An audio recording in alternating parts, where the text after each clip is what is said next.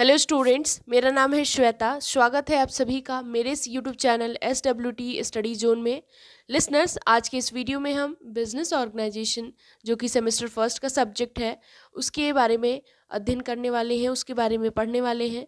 यानी कि इसमें मैंने इसके यूनिट फर्स्ट से रिलेटेड इससे पहले वाली वीडियो में काफ़ी सारे टॉपिक्स डिस्कस किए थे।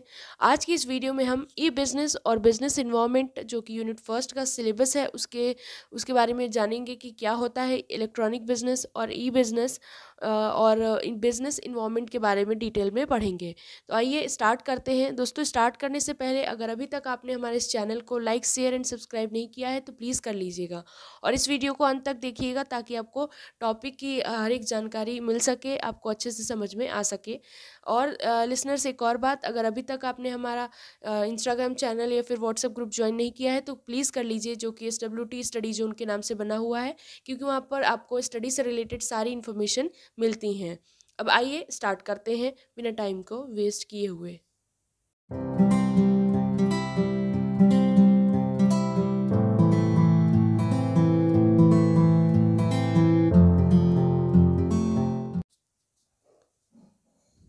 जैसा कि आप स्क्रीन पर देख सकते हैं लिसनर्स, ई बिज़नेस अब हमारा टॉपिक है। इसके पहले मीनिंग और डेफिनेशन के बारे में देख लेते हैं कि इसका क्या मतलब होता है। सबसे पहले मीनिंग और डेफिनेशन में है ई बिजनेस यानी कि electronic business, commonly referred to as e business और e business refers to conducting business activities over internet और एनी अदर कंप्यूटर नेटवर्क। यानी कि ई बिजनेस मतलब इसका फुल फॉर्म क्या हुआ, इलेक्ट्रॉनिक बिजनेस। यानी कि आपको इसे समझ में आ रहा होगा कि इलेक्ट्रॉनिक बिजनेस की यानी कि वो बिजनेस एक्टिविटी, वो सारी बिजनेस की गतिविधियाँ जो कि इंटरनेट के थ्रू की जाती हैं या फिर किसी भी कंप्यूटर नेटवर्क के थ्रू की जाती हैं।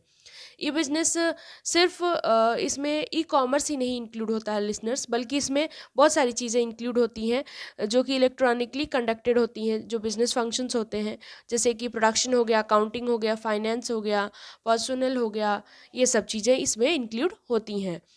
E-business includes wide range of activities, यानी कि हम जैसा कि जानते हैं कि बिजनेस में बहुत सारी एक्टिविटीज़ इंक्लूड होती हैं, जैसे कि ट्रेड, कॉमर्स और इंडस्ट्री।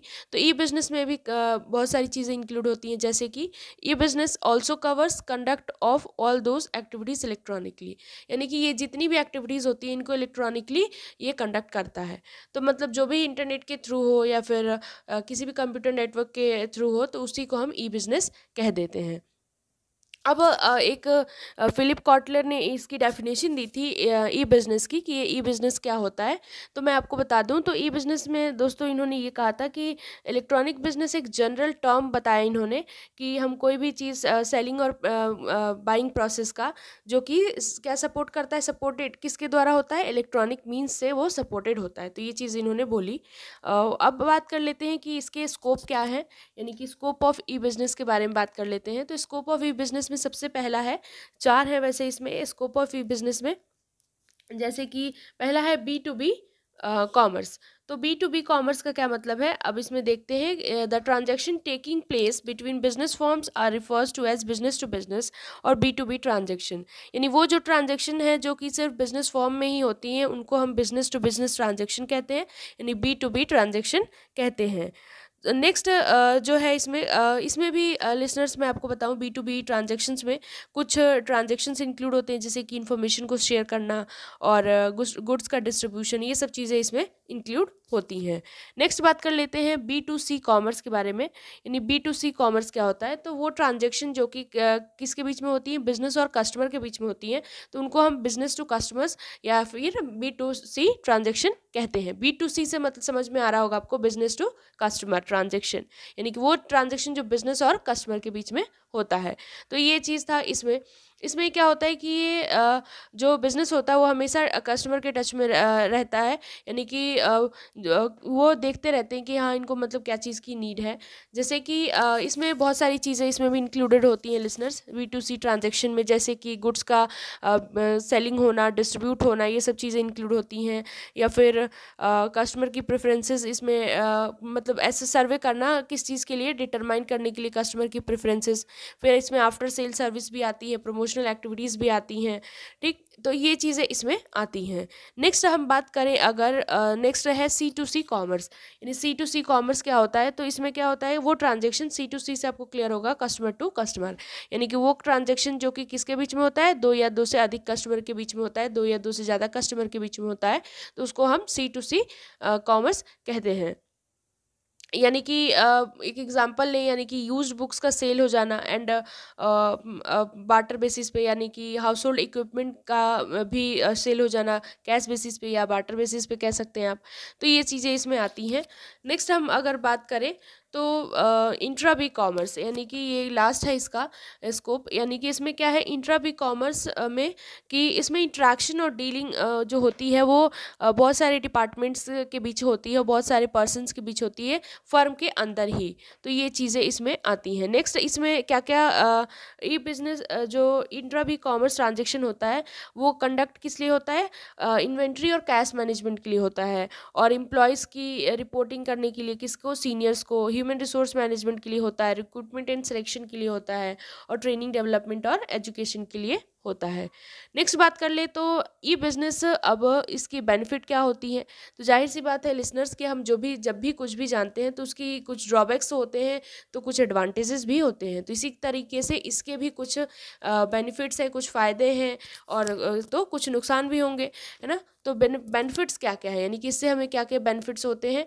तो सबसे पहला जो है वो है ease of formation and lower investment requirement. यानी कि इसमें क्या होता है कि हमें ईजी होता है इसको फॉर्म करना, और इसमें हमें कम इन्वेस्टमेंट की ज़रूरत पड़ती है।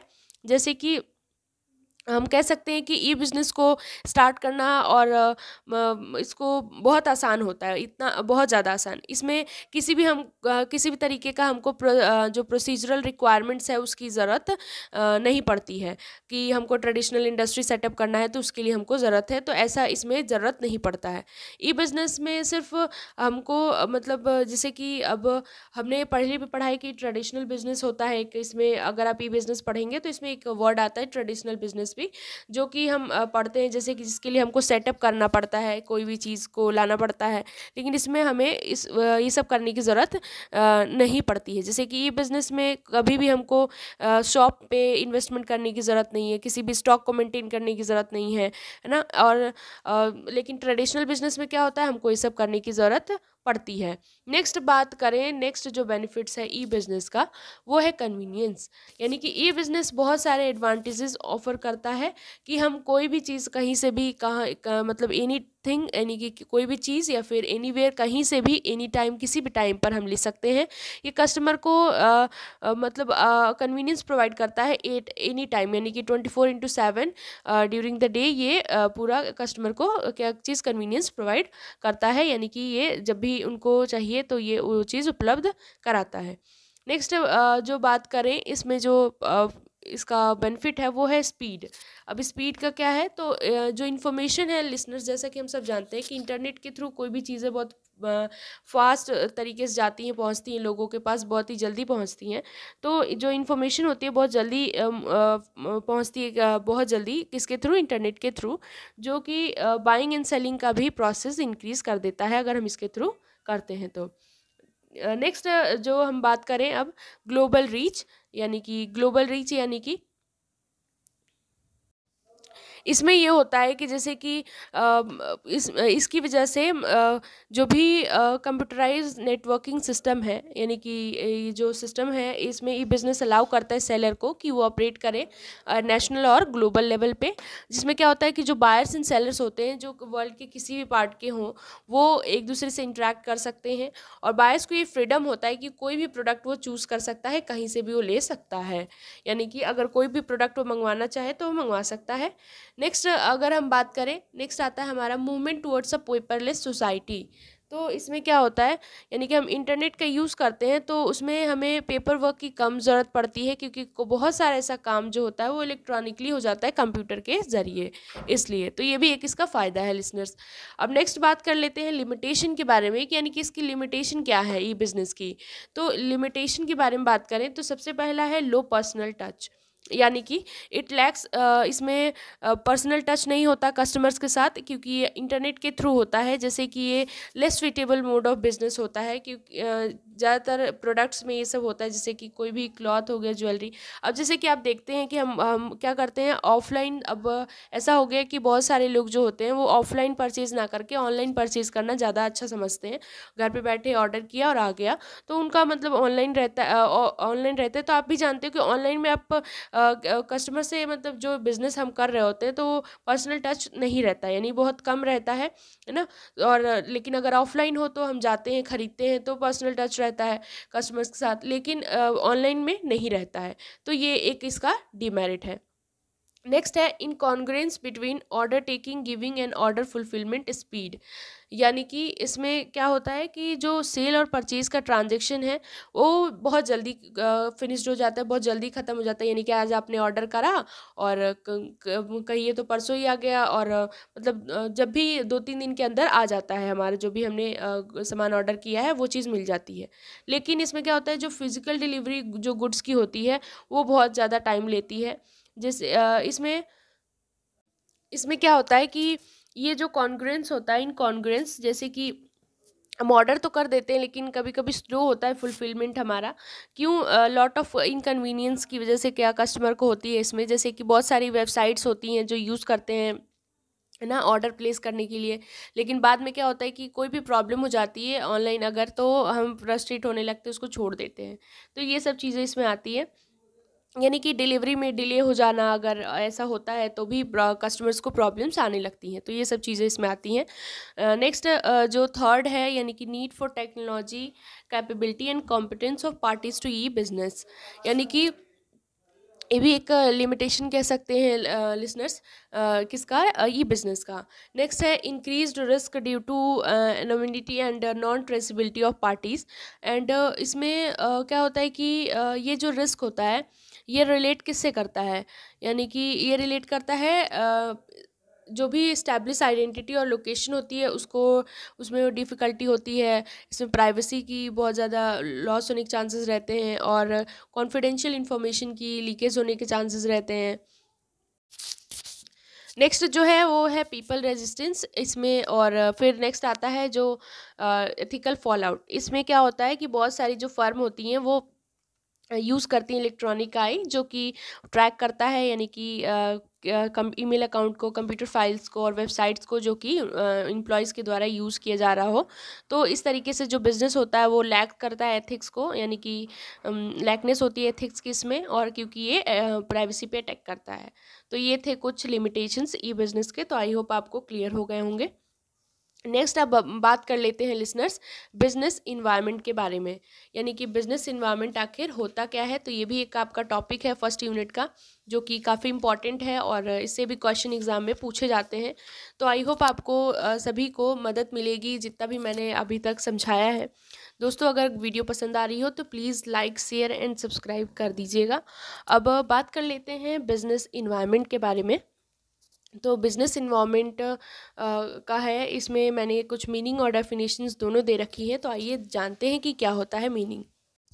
तो इसमें यह है कि business environment can be defined as the forces, factors and institutions within which the businessman has to deal with to achieve its objectives। यानी कि इसमें क्या है कि बिजनेस इन्वायरमेंट को डिफाइन किया गया है। दोस्तों, आप ऐसे भी डिफाइन कर सकते हैं कि बिजनेस क्या होता है, फिर इन्वायरमेंट, फिर इसको एक साथ मिला करके कि आप बिजनेस इन्वायरमेंट एक साथ आप डिफाइन कर सकते हैं। तो ये काफ़ी ईजी हो जाता है एग्ज़ाम में, और ये ऐसे लिखने से थोड़े अच्छे नंबर भी मिलते हैं हमें, क्योंकि हम पूरे चीज़ों को एलिब्रेट करके लिखते हैं। और बिजनेस इन्वायरमेंट में इसमें जैसे कि डिफाइन किया गया है कि वो फोर्सेस, वो फैक्टर्स, वो इंस्टीट्यूशन जिसमें क्या होता है बिजनेसमैन जिससे डील करता है अपने ऑब्जेक्टिव्स को अचीव करने के लिए। तो ये होता है बिजनेस इन्वायरमेंट। अगर मैं आपको जनरल वर्ड्स में बताऊं कि बिज़नेस इन्वायरमेंट क्या होता है, तो सिंपल सी बात है कि वो सराउंडिंग्स जहाँ पे बिज़नेस एग्जिट करे, तो ये चीज़ें आ जाती हैं इसमें। जब भी जैसे कि लिसनर्स होता है कि जब भी कोई भी बिजनेसमैन वर्क करता है तो वो कस्टमर से इंटरेक्ट करेगा, सप्लायर से इंटरेक्ट करेगा और सारे के सारे ट्रांजेक्शन्स परफॉर्म करेगा, लेकिन गवर्नमेंट के रूल्स एंड रेगुलेशंस के अंदर, है ना, उससे बाहर जा कर के तो नहीं कर सकता। तो इसमें क्या होता है कि जितने भी पर्सन्स होते हैं, इंस्टीट्यूशंस होती हैं और पॉलिसीज़ होती हैं, एक मतलब एक पार्ट फॉर्म करती हैं बिजनेस इन्वायरमेंट का। तो इन सब चीज़ों को समझते हुए, यानी कि सारे फैक्टर्स, पर्सन और इंस्टीट्यूशन को समझते हुए केयरफुली, ये सब चीज़ें जो होती हैं मस्ट होती हैं सारे बिजनेसमैन के लिए। तो जो कंप्लीट अवेयरनेस है और अंडरस्टैंडिंग है बिजनेस इन्वायरमेंट की, यानी कि हम पूरी अवेयरनेस और अंडरस्टैंडिंग बिजनेस इन्वायरमेंट की जब हम लेते हैं तो उसको हम इन्वायरमेंट स्कैनिंग भी कहते हैं। अब इन्वायरमेंट स्कैनिंग में क्या होता है कि इन्वायरमेंट स्कैनिंग को डिफाइन किया गया है, it can be defined as the process by which organization monitor their relevant environment to identify opportunities and threats affecting their business, यानी कि हम इसे इजीली मॉनिटर कर पाते हैं, अपॉर्चुनिटीज़ को आइडेंटिफाई कर पाते हैं और थ्रेट को भी, जो कि उनके बिजनेस को इफेक्ट डाल रही होती है, उनको भी पहचान पाते हैं। तो ये थी कुछ मीनिंग बिजनेस इन्वायरमेंट की। तो आई होप आपको मीनिंग क्लियर हो गई होगी। नेक्स्ट बात करें लिसनर्स, यानी कि इसके फीचर्स के बारे में, यानी कि क्या क्या इसके कैरेक्टरिस्टिक्स होते हैं, क्या क्या नेचर्स हैं। इसी को दोस्तों आप फीचर्स तो लिख ही सकते हैं, फीचर्स ऑफ बिजनेस इन्वायरमेंट, इसको कैरेक्टरिस्टिक्स ऑफ बिजनेस इन्वायरमेंट भी कह सकते हैं। इसको नेचर ऑफ बिजनेस इन्वायरमेंट अगर आ जाता है एग्जाम में तो आप उसमें भी ये पॉइंट सारे एक्सप्लेन कर सकते हैं। नेक्स्ट इसमें बात करते हैं, पहला है ऑल द एक्सटर्नल फोर्सेज, यानी कुछ मेन फीचर्स हैं बिजनेस इन्वायरमेंट के। तो पहला है ऑल द एक्सटर्नल फोर्सेज। अब इसमें क्या होता है कि बिजनेस इन्वायरमेंट में वो सारे फोर्सेस, इंस्टीट्यूशन और फैक्टर्स इंक्लूड होते हैं जो कि डायरेक्टली और इनडायरेक्टली किसको इफेक्ट करते हैं, बिजनेस ऑर्गेनाइजेशन को इफेक्टेड करते हैं। नेक्स्ट है स्पेसिफिक एंड जनरल फोर्सेस। तो बिजनेस इन्वायरमेंट में इसमें क्या होता है लिसनर्स, कि बिजनेस इन्वायरमेंट में इंक्लूड होता है स्पेसिफिक फोर्सेज, जैसे कि इन्वेस्टर्स हो गए, कस्टमर्स हो गए, कॉम्पिटिटर्स हो गए, ये सब चीज़ें। और जनरल फोर्सेज में सोशल, लीगल, टेक्नोलॉजिकल, पॉलिटिकल, ये जो कि बिजनेस को इनडायरेक्टली अफेक्ट करती हैं, ये सब चीज़ें इसमें इंक्लूड होती हैं। नेक्स्ट है इंटर रिलेशन, यानी कि जितने भी फोर्सेस और फैक्टर्स हैं बिजनेस इन्वायरमेंट के, वो इंटर रिलेटेड होते हैं एक दूसरे से। नेक्स्ट है अनसर्टेनिटी। जाहिर सी बात है अनसर्टेनिटी तो होगी, ये बहुत ज़्यादा डिफिकल्ट होता है कि को क्या बिजनेस इन्वायरमेंट में चेंजेस होने वाले हैं उनको प्रिडिक्ट करना, क्योंकि इन्वायरमेंट जो होती है वो बहुत जल्दी से चेंज भी हो जाती है कभी कभी। जैसे कि फॉर एग्जांपल आप फैशन इंडस्ट्री चेंज, यानी कि इसमें जल्दी फास्ट, मतलब बहुत जल्दी चेंजेस आने लगते हैं। तुरंत फैशन चेंज हो जाए तो भी कस्टमर का प्रेफरेंस तो बदल ही जाता है, टेस्ट एंड प्रेफरेंस, है ना, और फिर वो दूसरी तरफ शिफ्ट हो जाते हैं।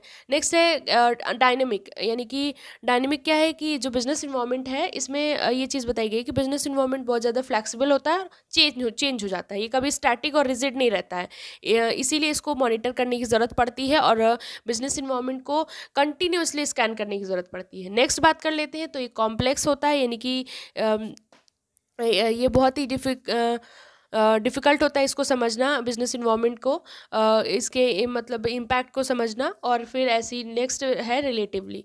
आगे बात कर लेते हैं लिसनर्स, ये थे कुछ फीचर्स। अब नेक्स्ट बात कर लेते हैं इंपॉर्टेंस के बारे में। तो इंपॉर्टेंस क्या क्या है, तो कुछ इंपॉर्टेंस है बिजनेस इन्वायरमेंट के, जैसे कि enables the firm to identify opportunities and getting first mover advantage, तो ये था। और यानी कि वो बिजनेसमैन जो कि ये समझ जाता है और बिजनेस इन्वायरमेंट की अपॉर्चुनिटीज़ को स्कैन कर लेता है अर्ली स्टेज पे ही, तो वो बहुत ज़्यादा बेनिफिट पाता है और बहुत ज़्यादा मार्केट के बिग मतलब ये कैप्चर कर पाते हैं सबसे बड़े big share in the market को, यानी कि ये कैप्चर करने में इनको हेल्प हो जाती है। ये चीज़ था इसमें पहले वाले में। नेक्स्ट है in help the firm to identify the threat and early warning signal, यानी फर्म की हेल्प कर पाता है कि कोई भी थ्रेट, यानी कोई भी प्रॉब्लम्स आने वाली हैं, फिर कोई भी थ्रेट आने वाला है तो उसको पहचानने में और सिग्नल दे देता है, जैसे कि इसमें है। और नेक्स्ट है helping in tapping and assembling resources. And next बात कर लेते हैं help to adjust and adapt with rapid changes, तो ये सब चीज़ें इंपॉर्टेंस में आती हैं। फिर नेक्स्ट है फोर्थ है help to adapt with the rapid changes, ये तो हो गया। नेक्स्ट बात कर लेते हैं फिफ्थ, यानी कि assistance in planning and policy making, तो ये भी एक इंपॉर्टेंस में आता है। फिर लास्ट है इंप्रूवमेंट इन परफॉर्मेंस, यानी कि 6 नंबर, यानी कि हम जब भी कंटिन्यूसली स्कैन करते हैं बिजनेस इन्वायरमेंट को तो कंपनीज ईजिली इंप्रूव करती हैं अपनी परफॉर्मेंस को। जैसे कि क्या होता है कि हम जैसे ही चेंज करते हैं इंटरनल इन्वायरमेंट में जो कि एक्सटर्नल इन्वायरमेंट से मैच करता है, तो ऑर्गेनाइजेशन क्या करती है, अपनी इंप्रूव करती है, प्रॉस्पर करती है और इंप्रूव करती है अपने मार्केट शेयर को। ये थे कुछ इंपॉर्टेंस। अब नेक्स्ट बात कर लेते हैं dimensions of business environment. Listeners, एक चीज़ ये कि डायमेंशंस जो होते हैं बिजनेस इन्वायरमेंट के, ये बहुत ही ज़्यादा, इसको आप वेरी वेरी इंपॉर्टेंट लिख लीजिए क्योंकि ये एग्जाम में पूछा ही जाता है, यानी कि ये क्वेश्चन तो इससे आपको मिल ही जाएंगे क्योंकि ये बहुत ही ज़्यादा इंपॉर्टेंट होता है और इससे मिलता ही मिलता क्वेश्चन है। डायमेंशंस ऑफ बिजनेस इन्वायरमेंट की बात करें तो कौन कौन से डायमेंशंस है, यानी कि सबसे पहले तो हमको ये पता होना चाहिए कि डायमेंशंस ऑफ बिजनेस इन्वायरमेंट का क्या मतलब क्या होता है। तो इसका क्या मतलब होता है कि ये सारे फैक्टर्स और फोर्सेस और इंस्टीट्यूशन जो कि डायरेक्टली और इनडायरेक्टली इन्फ्लुएंस करते हैं किसको, बिजनेस ट्रांजेक्शन्स को। तो इसमें देख लेते हैं कि कुछ कंपोनेंट्स आते हैं इस डायमेंशंस में जनरल इन्वायरमेंट के, जैसे कि बहुत सारे आते हैं। जैसे कि इसमें पहला है सोशल इन्वायरमेंट, फिर नेक्स्ट है लीगल इन्वायरमेंट, फिर आता है आपका political environment and economic environment और टेक्नोलॉजिकल इन्वायरमेंट। तो ये सब चीज़ें हैं। अब मैं वन बाय वन इसको एक्सप्लेन करने वाली हूँ डिटेल में लिसनर्स। तो आइए अब इसको समझते हैं कि इसमें आखिर क्या है। तो आइए सबसे पहला है सोशल इन्वायरमेंट, यानी सोशल इन्वायरमेंट क्या होता है। तो फर्स्ट है सोशल इन्वायरमेंट। तो सोशल इन्वायरमेंट के बारे में बात कर ले लिसनर्स। तो सोशल इन्वायरमेंट क्या होता है। तो social environment consist of the customs and traditions of the society in which business is existing, यानी कि ये कस्टम्स, सोसाइटी की जितने भी कस्टम्स और ट्रेडिशंस है उनके बारे में बात करता है ये, जहाँ पे बिजनेस एग्जिस्ट करता है। इसमें इंक्लूड होता है स्टैंडर्ड ऑफ लिविंग, टेस्ट और प्रेफरेंसेस और लोगों के एजुकेशन लेवल भी इंक्लूड होते हैं जो कि सोसाइटी में रह रहे होते हैं जहाँ पे बिजनेस एग्जिट करता है। तो ये चीज़ें थी सोशल इन्वायरमेंट में। इंडिया में बहुत सारी सोशल रिफॉर्म्स हैं और कॉमन फैक्टर्स जो इंडियन सोशल इन्वायरमेंट की हैं वो कौन कौन सी हैं। पहला है कि demand for reservation in jobs for minority and women, यानी कि इनके लिए रिजर्वेशन हो जॉब्स में, इसकी डिमांड होती है। फिर इक्वल स्टेटस की डिमांड, जो वुमेन की इक्वल स्टेटस है उसको लेकर के डिमांड, यानी कि इक्वल वेजेस दिया जाए मेल और फीमेल वर्कर्स को दोनों को। और ऑटोमेटिक मशीन्स की डिमांड होती है, लग्जरी आइटम्स की डिमांड होती है मिडिल क्लास फैमिली में।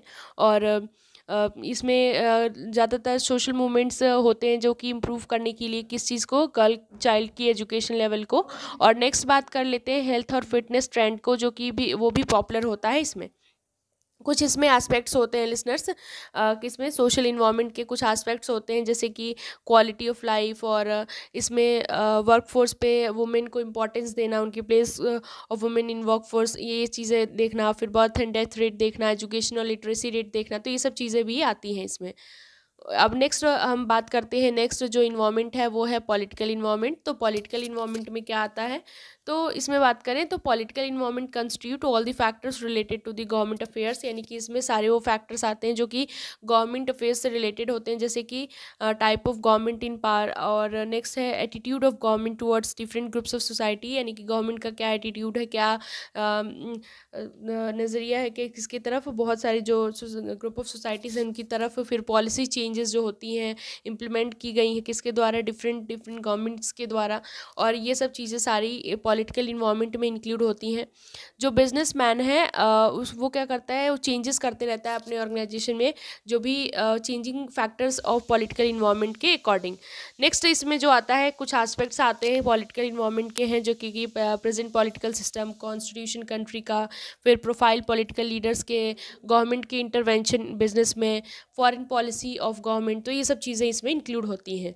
नेक्स्ट बात कर लेते हैं लीगल इन्वायरमेंट क्या होता है। तो लीगल इन्वायरमेंट में constitute the laws and various legislation passed in the parliament and इसमें क्या होता है, the businessman can not overlook the legislation because he has to perform his business function transactions within the framework of legal environment, यानी कि businessman generally इसमें legal environment में बहुत सारी लॉज को और इसमें लेजिस्लेशन जो कि पार्लियामेंट में पास हुए हैं उनके बारे में बात होती है। इसमें क्या होता है कि बिजनेसमैन इनको अनदेखा नहीं कर सकता, नज़रअंदाज नहीं कर सकता, क्योंकि उसको भी अपने बिजनेस ट्रांजेक्शन्स को परफॉर्म करना है इसी फ्रेमवर्क ऑफ लीगल इन्वायरमेंट के अंदर। तो ये चीज़ें आती हैं। नेक्स्ट इसमें जो कुछ एस्पेक्ट्स होते हैं लीगल इन्वायरमेंट के, वो कौन कौन से एस्पेक्ट्स हैं, तो लिसनर्स इसमें है बहुत सारे लॉज और लेजिस्लेटिव एक्ट और लीगल पॉलिसीज़ जो कि लाइसेंसिंग से रिलेटेड है, फॉरेन ट्रेड से रिलेटेड है। तो ये सब चीज़ें इसमें आती हैं। नेक्स्ट आता है इकोनॉमिक इन्वायरमेंट। अब इकोनॉमिक इन्वायरमेंट क्या होता है, तो economic environment consist of gross domestic product, यानी इकोनॉमिक इन्वायरमेंट में आता है ग्रॉस डोमेस्टिक प्रोडक्ट यानी जीडीपी, फिर income level at national level, per capital level, profit earning rate, ये सब चीज़ें इसमें आती हैं, physical policy of the government. और इसमें कुछ इसके भी कुछ एस्पेक्ट्स हैं इकोनॉमिक इन्वायरमेंट के, जैसे कि प्राइवेट और पब्लिक सेक्टर का रोल क्या है। नेक्स्ट है रेट ऑफ ग्रोथ, किसके, जीडीपी के, जीएनपी यानी कि ग्रॉस नेशनल प्रोडक्ट, फिर पर कैपिटल इनकम, ये सब चीज़ें। नेक्स्ट आता है rate of savings and investment. तो आई होप आपको ये भी क्लियर हो गया होगा। नेक्स्ट बात कर लेते हैं लिसनर्स, ये सब चीज़ें उसमें इसी में इंक्लूडेड है।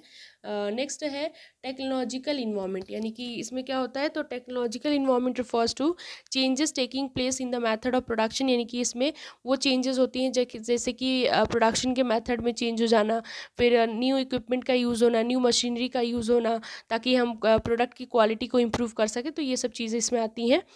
तो जो बिजनेसमैन होता है वो क्लोजली मॉनिटर करता है इस चेंजेस को, टेक्नोलॉजिकल चेंजेस को जो कि इंडस्ट्री में होती हैं, क्योंकि उसको इस चेंजेस को इम्प्लीमेंट करना होता है ताकि वो हमेशा मार्केट में बना रहे।